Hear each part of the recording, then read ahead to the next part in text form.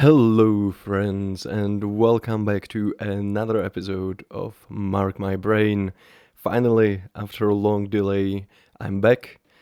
I'm sorry for the big pause between the episodes. Unfortunately, life has been a bit hectic and chaotic, but as I mentioned, hopefully we are back on track and back onto some regular schedule. So, now, without further ado, let's just jump into today's topic. And again, this will be one of the episodes where I just, something in life happened. I started thinking about it, and more thoughts sort of snowballed into research, and suddenly we have this whole topic. So, what is it? What's the topic? It's role models. Something that probably every one of us knows, and I would guess that most of us also have some kind of role models. And the reason I have been thinking about this topic is that, I've been witnessing, I feel like recently a lot, unfortunately, I've been witnessing, another, after another of these role models, my role models sort of fail, and that led me to be sort of disillusioned and to question like the utility overall of role models. Is it even practical to have a role model when it seems that the only thing they can do is disappoint you eventually? Um, Obviously, I don't think that's really the truth or really what's happening. There are also some pros when it comes to role models, but basically that's my thoughts or the intro into the topic. Why I've been thinking about it. I've been disappointed in yet another role model sort of failing and seemingly uncovering the true self, which renders the idolized sort of role model false, which of course is not a pleasant feeling when it's someone you look up to, right? So, as I mentioned, I feel or I've noted that this is maybe fairly common mm, because I guess also because of social media nowadays, the access to information is very general and all drama, everything that happens is easily accessible to everyone in a few minutes, basically. So maybe it's not that more people sort of fail to live up their to the idea of themselves, but it's just that we now have the ability to see more of other people's shortcomings and failures, sort of. I think that's a pretty good explanation. However, I've of course started doing some research into this whole topic because I had questions like why do we even care to have some role models? What does it do for us psychologically or even evolutionary? Why can the fall of someone we consider a role model hit us so hard? I also remembered Chris Williamson's insight on reverse role models, which also led me to another question. How can we practically use and work best with role models for our own growth while avoiding pitfalls and mistakes and perhaps even the disillusionment that comes with sort of the fall of a role model? So let's start with the first question. What are role models doing, sort of psychologically? I think there are several benefits or several mechanisms in workplace here. First, it's some form of social learning and reinforcement. Of course, observing others' actions and outcomes shapes our own actions and beliefs and what's possible or even worth pursuing, right? And um, these sort of connections get created in our mind. Do this, and it leads to this. Do this action, and it produces this outcome, etc. Which is, I would say and guess, very important to developing yourself as a human. And I think you can already see this, for example, in babies or small children. They're sort of mimicking what their parents do. And of course, parents are a huge role model for, all of us growing up. So this is definitely one of the important mechanisms in play here.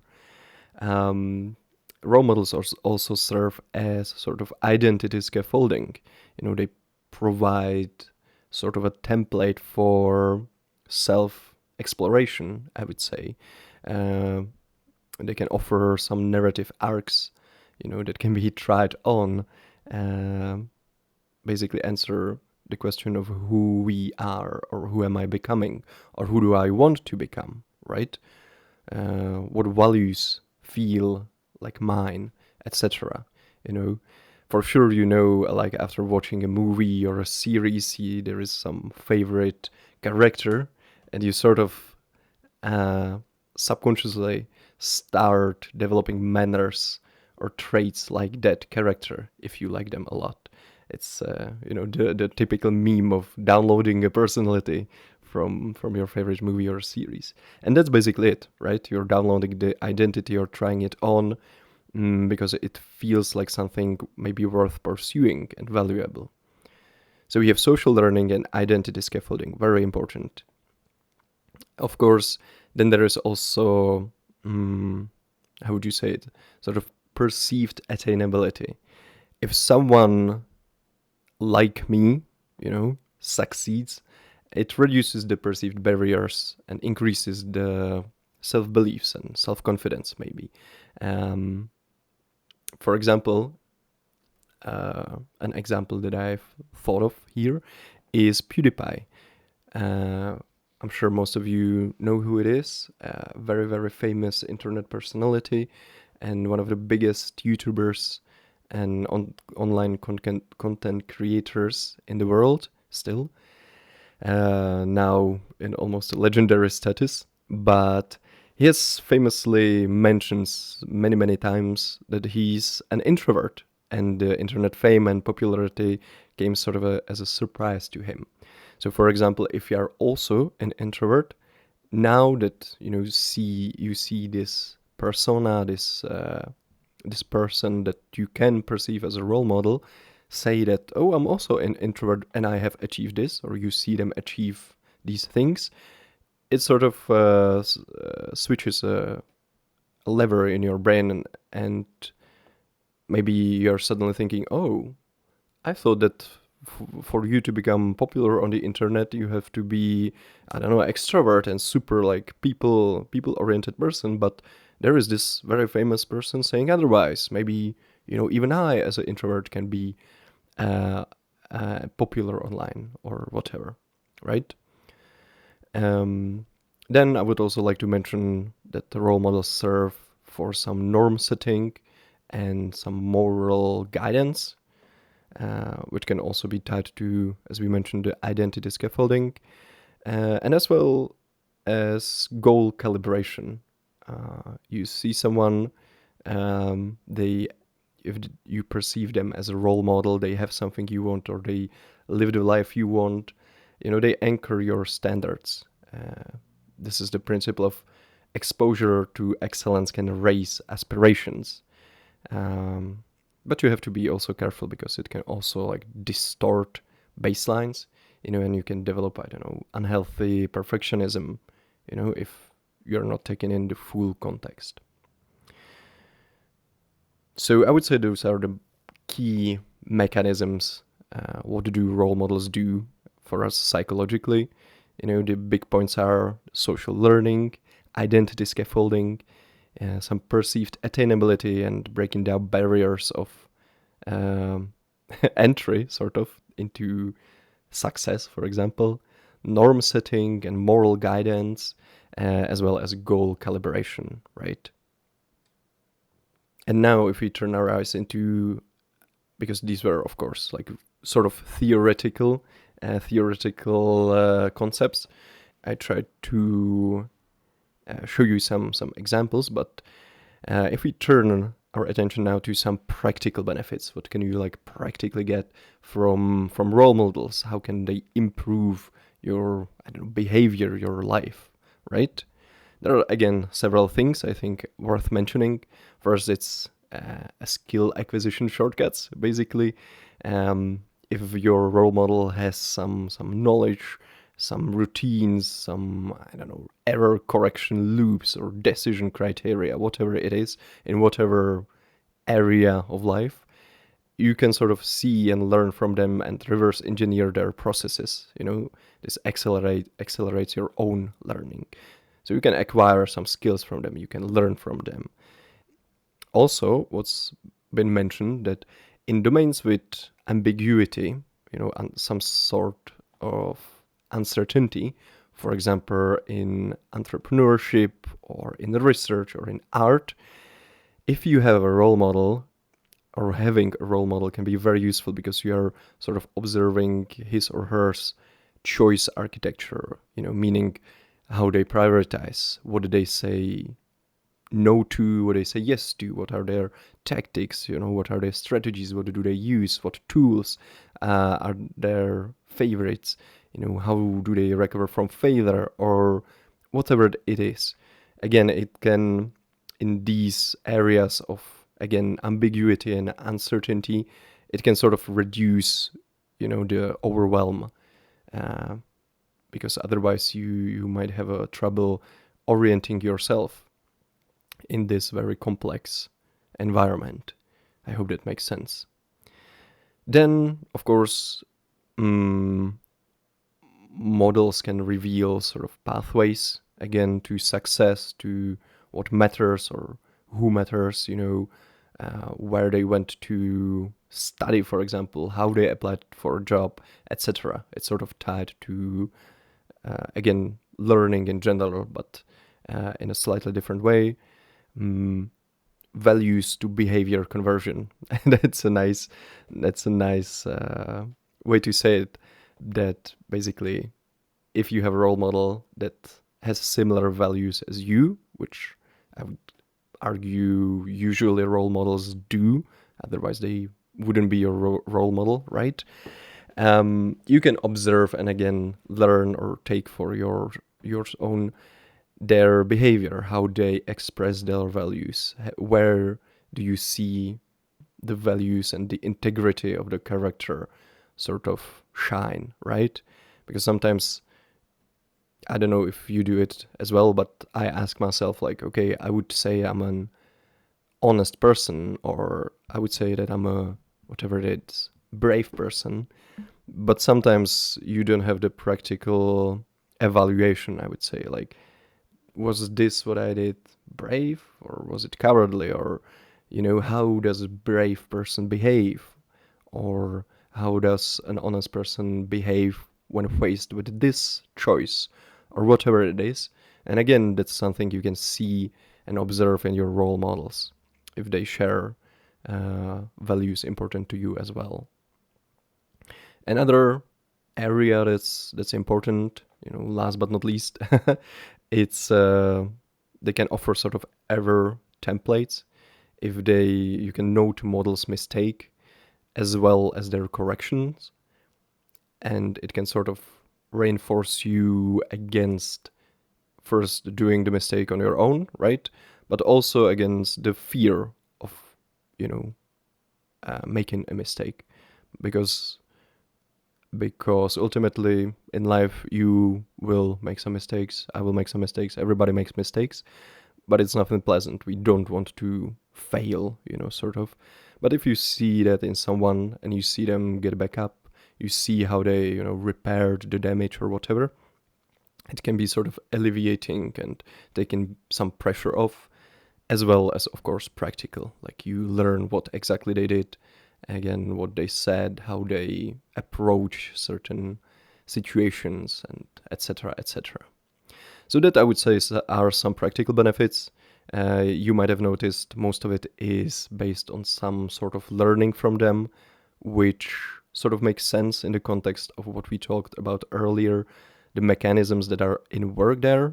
like social learning, identity scaffolding, etc., etc., it makes sense that these would be the practical benefits, right? Some skill acquisition, orientation in some complex environment, learning some pathways to, I don't know, success or whatever, learning how they express values and what values can look like in a practical world, and how to overcome some mistakes and learn from them, etc. So that, I would say, these two topics we went over, the practical benefits, and before that the like what the more role models are doing psychologically, are sort of our theoretical basis that can help us, understand what we are basically dealing with. And then another topic I wanted to quickly mention, or at least quickly mention, is reverse role models, which is sort of a beautiful idea. And I think some of you may be familiar with this concept, since Grace Williamson, a very popular podcaster as well, likes to talk about it from time to time. He mentions it in certain episodes. And it's also where I first heard about it, I think. And basically, what role models are is that sometimes you can get yourself into a situation where you realize you don't sort of have anyone around that you could consider a role model. And or it is very difficult to see some sort of a role model. And in that scenario, what you can do is focus on people you don't want to be like, you sort of flip it. And instead of focusing, okay, I want to achieve this, I want to aspire, or I aspire to be like him, you reverse it and you say, okay, I definitely don't want to be like this person. I definitely don't want to end up like them, or whatever. And these would be then your reverse role models. They are basically figures who demonstrate what not to emulate. And this can help with boundary setting. It clarifies your personal no-negotiables. For example, no success that costs my health can be a boundary that you set for yourself after observing some people that you don't want to end up like, right? Maybe someone super successful, but in a terrible health. It costs them all their health. I don't know if they had a heart attack from the stress from success or whatever, but maybe that's something you can sort of take away from it, right? Some personal non-negotiables. They can also offer you some form of pattern recognition for red flags. Basically, we talked about that practical benefit of having role models is learning from them, right? You acquire skills, you acquire how they got where they are. Well, the same thing is true for reverse role models, just in, reverse. You can see what it looks like when someone makes promises without delivery, for example, when someone manipulates, when they don't have strong ethics, etc. And again, you can sort of take away from this, okay, this is what they do, and they are someone I don't want to end up like, so I should avoid behavior like this. Again, in some practical manner, which can be missing if you only think about the things you don't want to be in theory. Also, last but not least, strong benefit that reverse models can offer you is some motivation through aversion, I would say. If you see someone and it affects you strongly and you feel in yourself, I refuse to become like this, it can be sort of a powerful motivational force that sort of springs you in the other direction. And then maybe in time you can pair it with some positive alternative, and it gives you the direction towards a life you want, away from something you don't want, you refuse to become like, and towards something much more positive. However, we've went over some benefits that reverse models can offer. However, I would also like to offer a word of caution, because living in this sort of anti-mode can easily turn into some sort of a cynicism. Reverse models, I would say, work best when they are converted into some affirmative principles.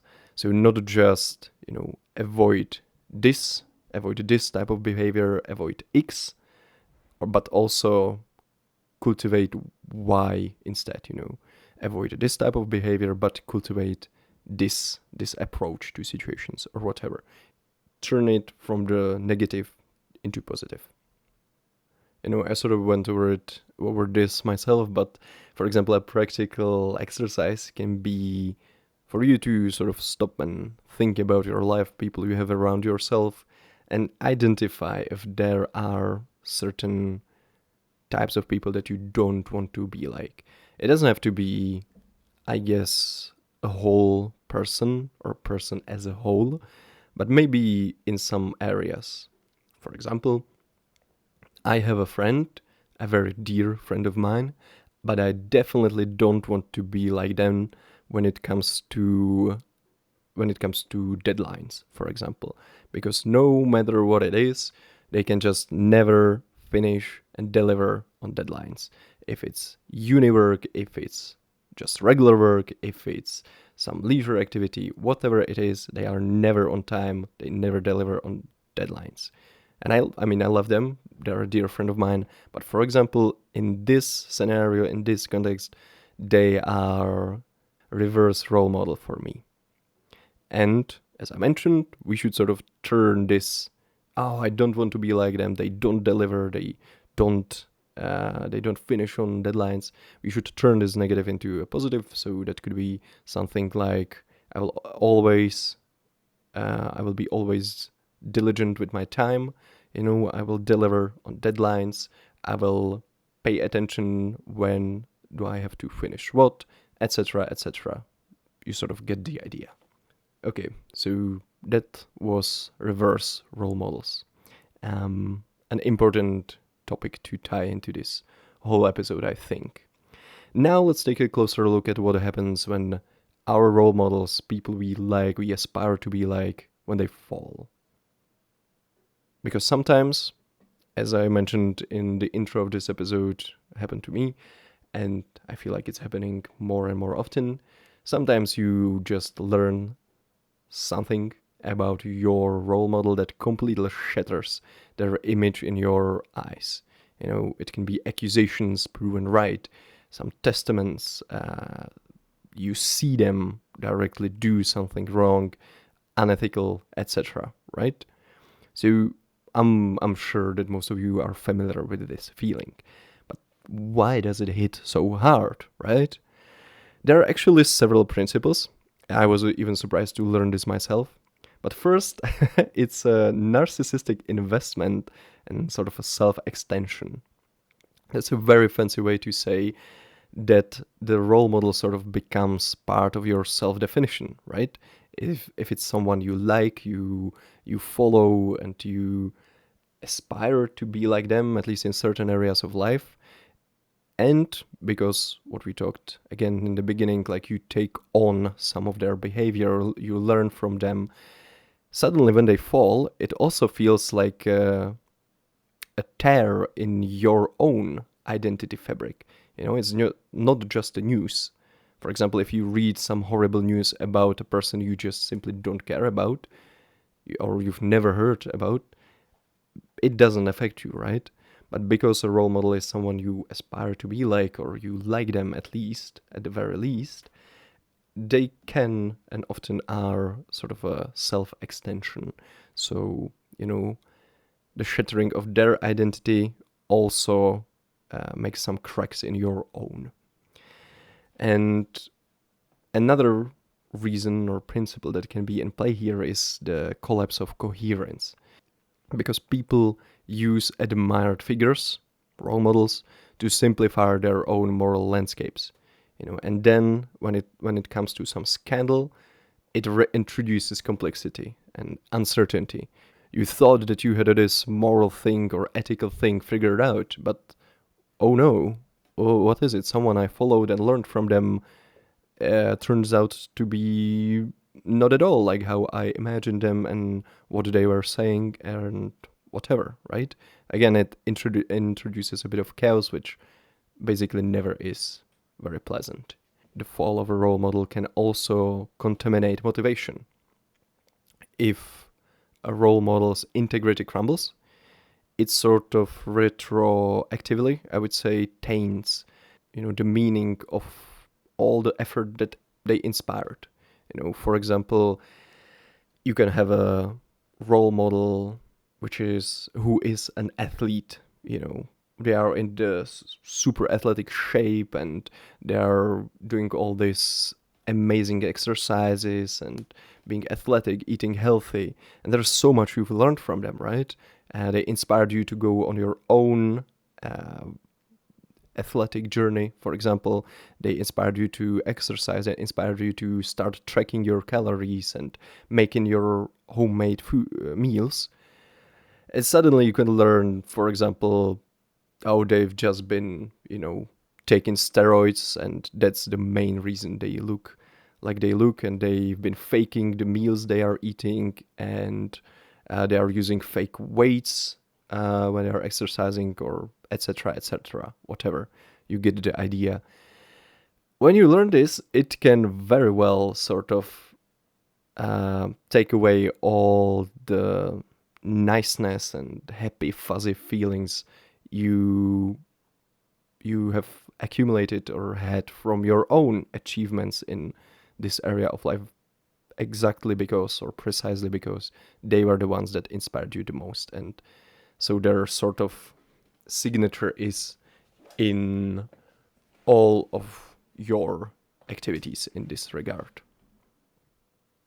And last but not least, what can happen when a role model falls is that they can shatter, I would say, a community that is built around them, because that's something that often happens, right?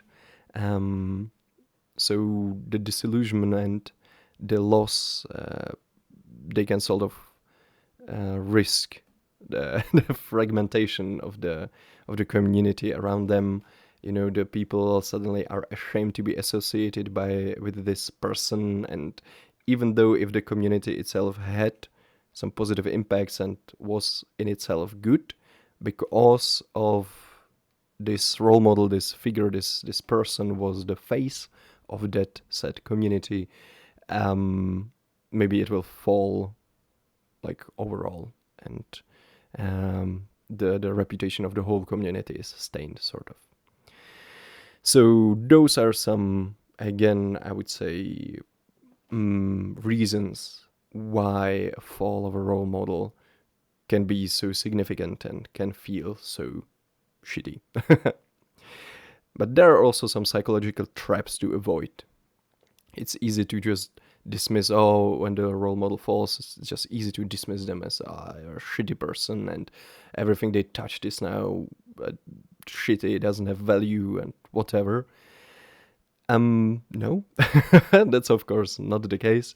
One advice, or something I would advise you to avoid, is this exact thinking of sort of global devaluation.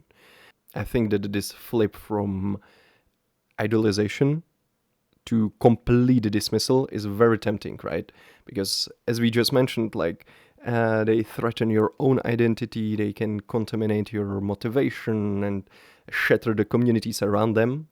So it is very tempting to just dismiss everything around them, everything they've ever touched, right? But I don't think it's a really good way to go. First, as we mentioned, for example, the cause or community around them can still be very useful and can have a positive impact, even though the person themselves is, I don't know, an asshole, whatever. So there can still be some positives around them. You can also learn from their failure. Don't just dismiss it, but if they are someone important, or they were someone important to you, you can learn from them, right? And it might also be wise to not reduce a person to a single failure, because, as I already also mentioned, we will all make mistakes, and just to it can take just one failure to people to just completely switch on a person. But some mistakes are honest mistakes, and I think that everyone at least deserves the consideration. Another trap I would avoid is this sort of learned helplessness narrative, because the fall of a role model comes with this disillusionment or loss of illusions, basically. You can easily fall into the circles of thoughts like everyone falls, nothing is real, so why even try? This sort of thinking. Um, and it's basically a defensive or protective mechanism which trades meaning for numbness, I would say. It's a very interesting mechanism. I've actually made an episode about this topic. If you're interested, I would, of course, advise you to go listen to it. I learned helplessness. But for now, it's just, again, something to be wary of and try not to fall into these patterns of thoughts. And also something I would avoid is being, guilty by association, or feeling guilty by association, rather. Because if someone, again, impacted your life a lot, they inspired you in many areas, they influenced you, you can feel sort of almost complicit if something bad happens. But again, of course, that's not the case. The mistake is their own, and the positive impacts and influences they had, they can stay.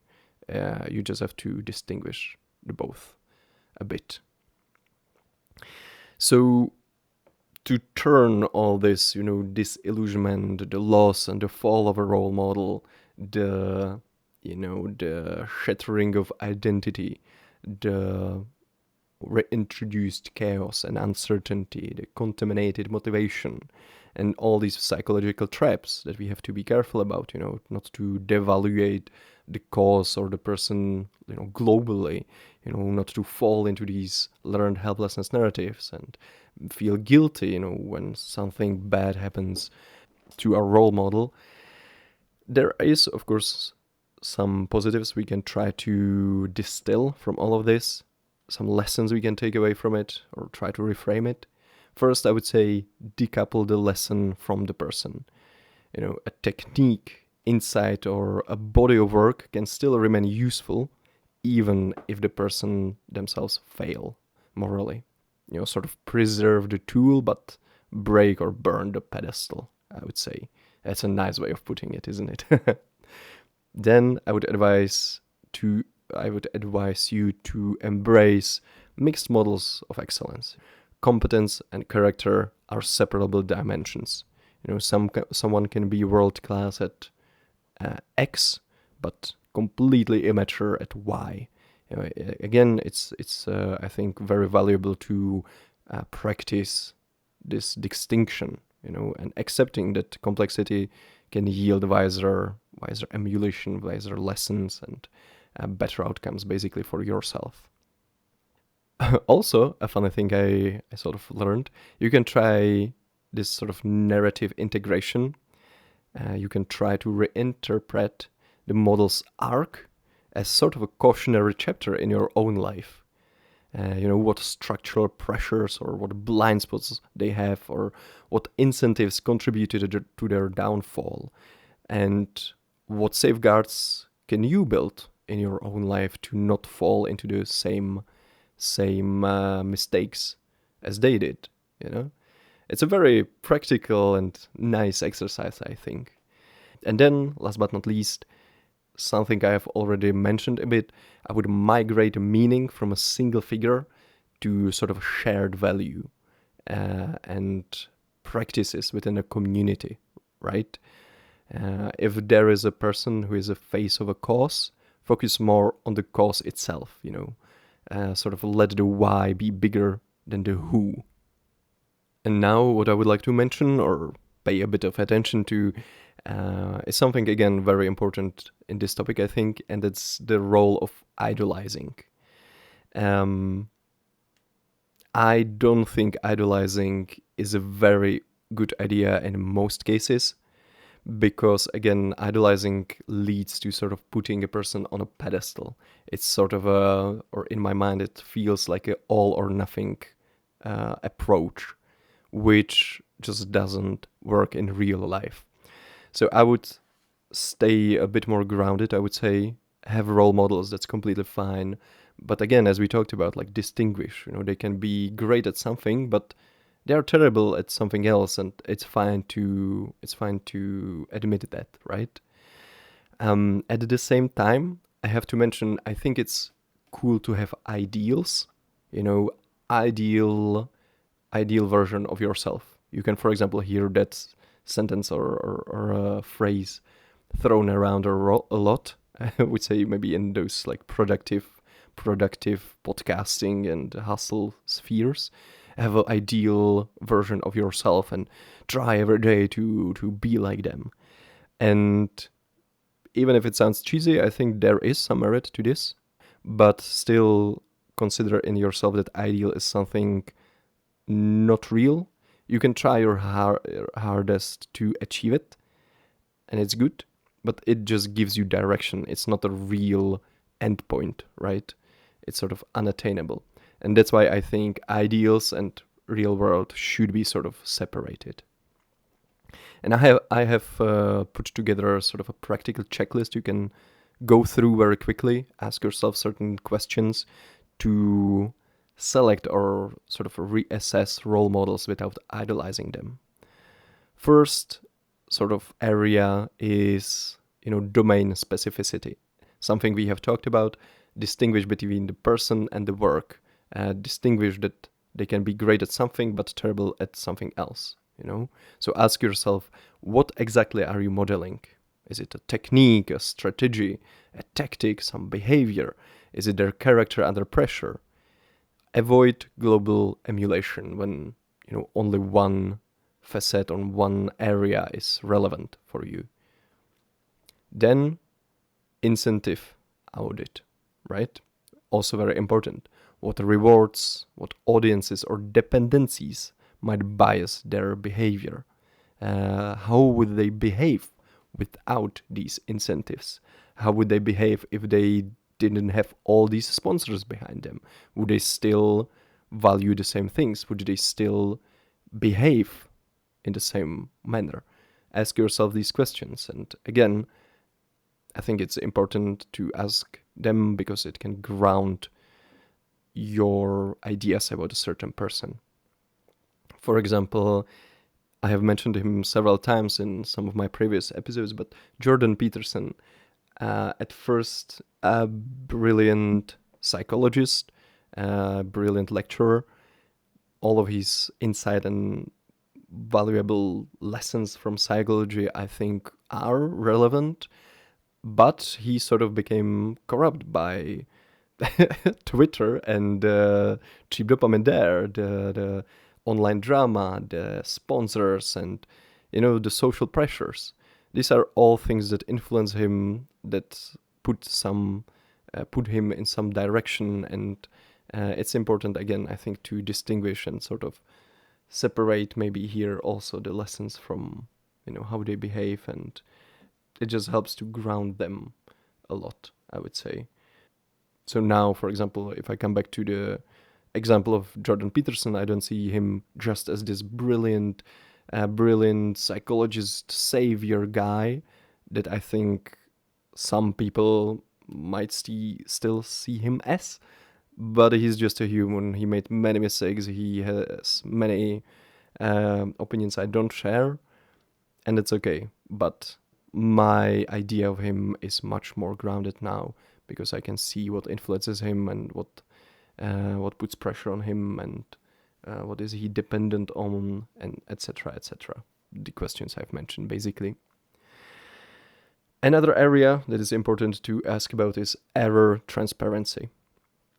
Ask yourself or ask about your role model if they show their mistakes, if they update their, if something happens, do they update publicly? Do they apologize, specifically for something? Are they genuine? A model who can repair is, I would say, safer than one that seems or tries his hardest to seem flawless. Again, it's not very genuine, right? And last but not least, contingency planning. If this person were to fail, what remains true and useful for you? A very important question, I think. predefine what you will keep and what you will discard and replace. Again, it sort of ties to several previous points about distinguishing body of work and the person, distinguishing that they are great in one area but maybe not in other.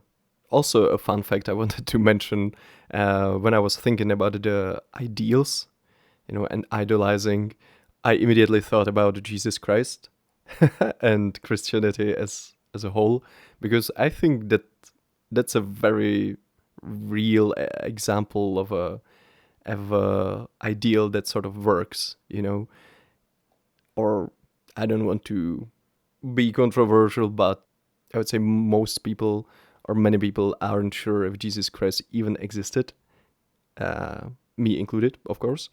But he represents certain values or behaviors, right? So there can be value in his learnings. And I think, if I remember correctly, like Jesus Christ is, oftentimes put someone or as a role model to aspire to be like, right? So he's this ideal person, humble, generous, considerate, etc., etc. So it is an ideal you can strive for, but you don't really know if it's real or achievable at that point, right? I hope you get my meaning. Now we are sort of nearing the conclusion of this episode, so let's just sort of start wrapping it up. I want to mention how you can work with role models sort of more intentionally. Asking yourself these questions to de-idolize them is a great way to start. But then you can also use some of these other techniques, I would say, to maximize benefits and protect against disillusionment. First is, building this board of mentors model. You don't have just one person, again, you idolize, you put on pedestal, but you have a board of mentors. I think it's a really cool idea. It's a diversified slate of several role models, each with a different competency or virtue, each with their own area of expertise, right? One is for relationship skills, one is for stress management, one is for moral courage, one is for business or whatever it is, right? But don't just depend on one person or one role model, because then again the potential fall can be felt very intensely, I would say. An exercise you can also try is labeling. For each model you write one sentence of what I'm copying and one sentence of what I am not. Again, it helps you distinguish what are their particular areas of expertise, what exactly are you mimicking or trying to mimic, and again, ground them a bit more. And last but not least, you should try to convert your admiration for your role models into some practical things like checklists, some routines, behaviors, plans, some measurable behaviors, right? That's something very, very tangible and practical, I would say. That's, I would say, how I would approach it if I had to take away something from someone or learn something from someone. What's also worth mentioning are parasocial models, which of course are super popular nowadays, or super common, I would say, because you have so many authors or podcasters or online personas, always public, always online, that you can easily, or that they can easily become your role model. I would here advise to not depend just on those parasocial models, but also combine them with some real world mentors, for example, or real models that can actually correct you. Because again, if you have only parasocial models you see online in videos and reels or stories, those are all very easily manipulated. You don't see them as a whole, as a person. It's sort of just a slice of their personality, maybe, and sometimes even just a persona, right? It's not even, or might not have be even their own personality. So having someone in real world is, I think, very valuable because you can actually interact with them, ask them directly, spend time with them, whatever it is, and they can sort of help correct you in some directions. And those can be even your friends, right? I'm sure there is many areas where your friends are excellent at, and you can sort of view them as a role model in that particular area, right? I'm sure, or like, I'm certain I do it with my own friends. So it doesn't have to be someone like super special. Yeah, so correction. Correction is, I think, the missing ingredient that the parasocial admiration can't really provide. So again, if you have or are aware that you have these parasocial models, try to work with them a bit more intentionally, combine them with something more grounded, again, real world. So those were some practical tips, I think very useful, or can be very useful when it comes to recovering from a role model's fall. We basically went over everything I have prepared and wanted to say. So let's just quickly summarize. Separate utility from pedestal. It's super important. We are talking about it or mentioning it again and again only because it is so fucking useful and so fucking important. So, list what remains useful and what is no longer, immutable, like ethics or whatever it is. Re-anchor to your own principles. Try to be more aware of your own values, and you can also move from person-centric to principle-centric admiration. Again, something we talked about. Find causes or communities that share your values. Don't just focus on one person specifically.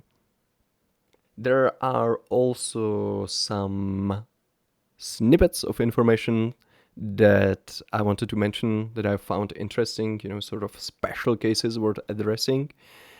First is parental and teacher figures, because these are sort of special case role models, because we develop them or come across them in our early life. So these early authority figures often become sort of archetypal models, and their fall can, reawaken attachment injuries or be very, very intense, more than in other role model or in other cases of role models. If it's something particularly hard or intense, you can feel a great sense of disillusionment. For example, when you see your parents or realize that your parents made some big fuck up, and they are also just humans and they are not perfect. In some people, that can sort of awaken whatever it is, existential crisis even, or whatever it is, identity crisis. You could consider therapy or some more guided way to work through this, because it is absolutely normal. And again, I mentioned something that can be very intense. Other thing, when it comes to artistic or scientific heroes, here especially it is possible to separate contribution from character. Keep the theory, but discard the pedestal. And again, practical example I have prepared here, but I already mentioned, is Jordan Peterson, for example. So I still keep or view his lessons from psychology as valuable for me. But him as a persona and his behavior nowadays, I don't really identify it with too much, and it's completely fine. Third special case is sport and fitness models. Here, especially, be aware of survivorship bias and extreme regimes masquerading as some universal advice. I have again sort of touched it with the example of a role model or fitness athletic role model, which turns out to be taking steroids. I think that's such a great and important thing to keep in mind, especially in nowadays fitness, space and industry. Yeah, just prioritize longevity and injury prevention over some peak outputs and again, idealization. And last but not least, fourth special case I have prepared here, entrepreneurial icons.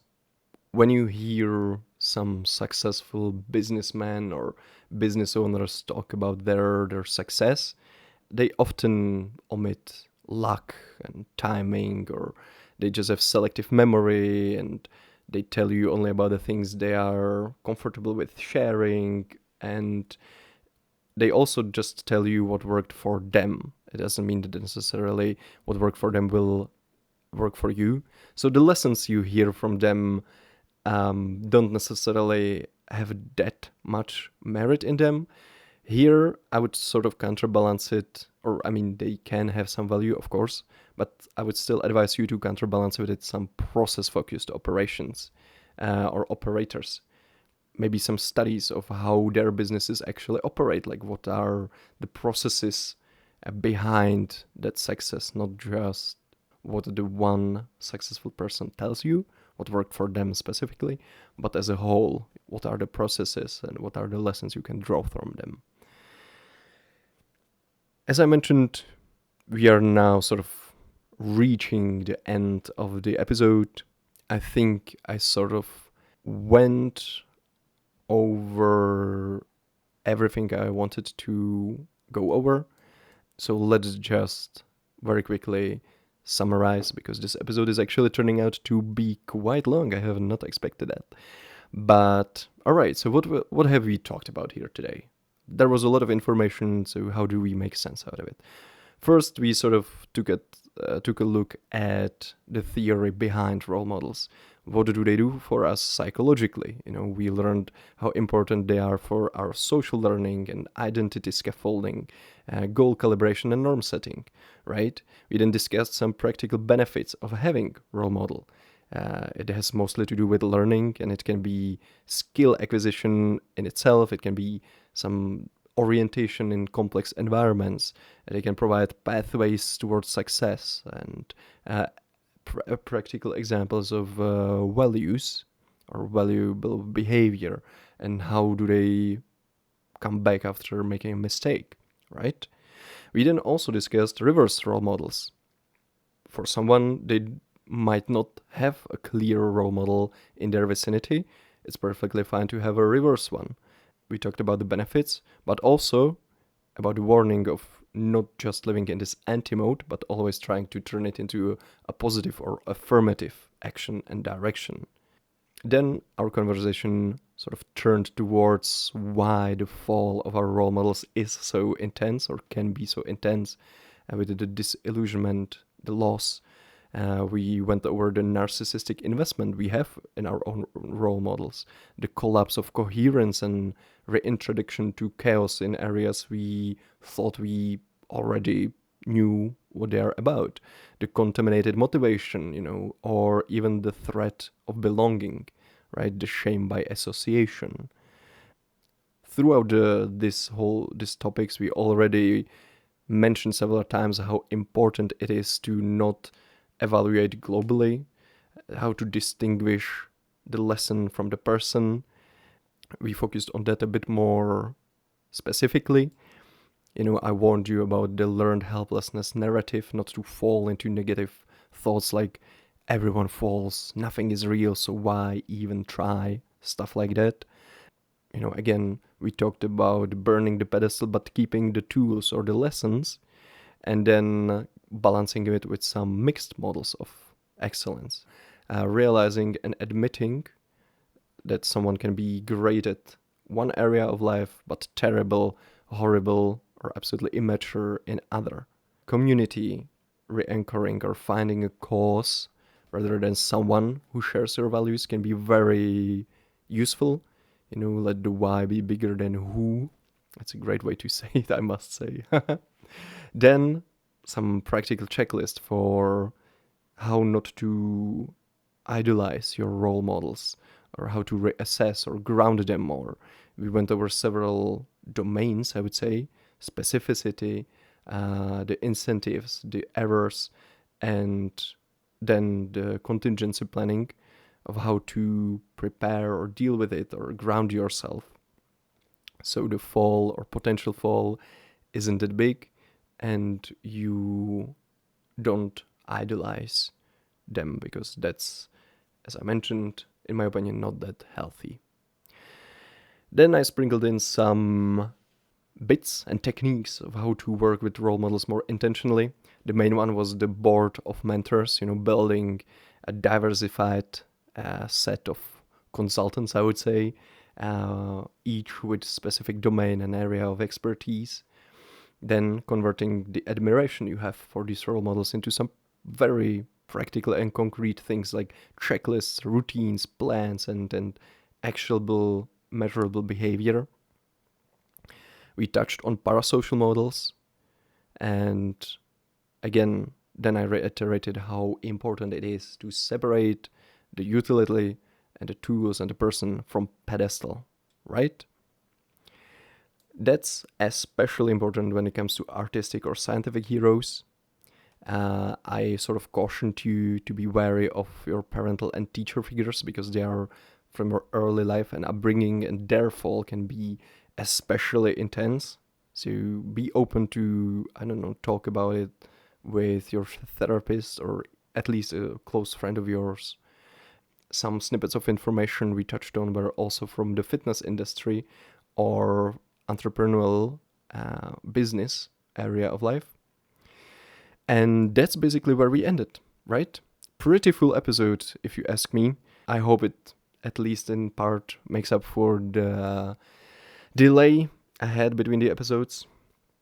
So, without further ado, I won't keep you long. I hope you enjoyed this episode. I hope it gave you some insight or some, at least, new questions or things to ponder. As always, if you have some feedback or interesting thought, feel free to share. And that's all from me for now. Until next time, take care. Bye-bye.